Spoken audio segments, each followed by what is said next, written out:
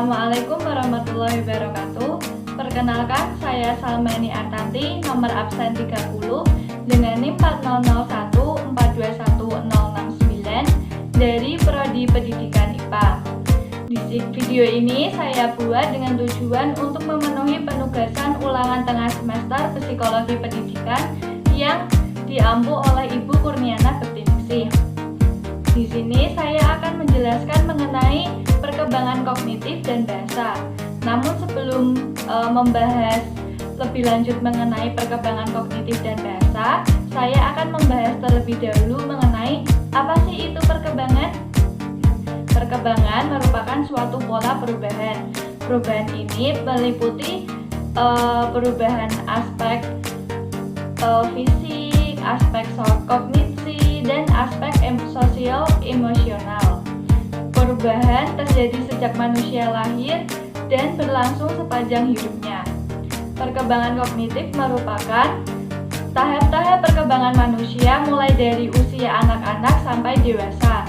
Mulai dari proses berpikir secara nyata sampai dengan yang lebih tinggi, yaitu konsep-konsep abstrak dan logis.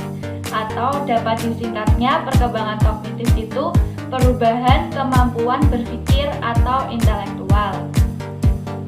Selanjutnya yaitu faktor-faktor yang menjadi penunjang faktor kognitif, yaitu antara lain ada faktor hereditas atau keturunan, faktor lingkungan, kemudian faktor kematangan.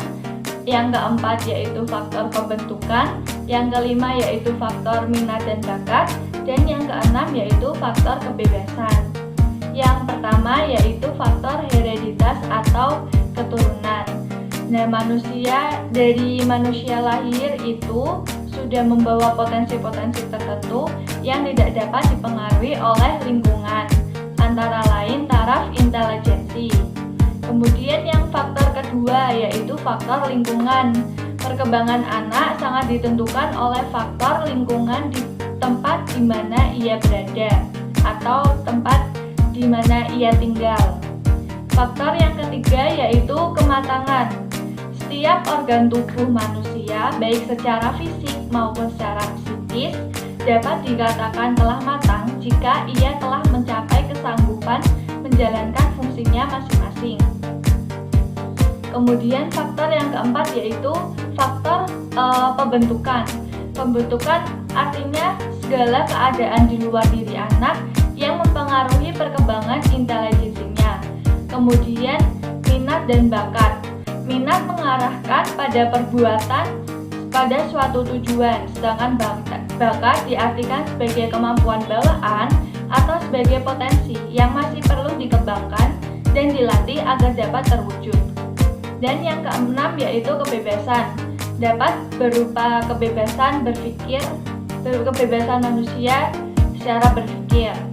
Nah, masing-masing setiap orang itu memiliki faktor tersendiri yang mempengaruhi perkembangan kognitifnya, yang dapat berjalan dengan cepat maupun lambat.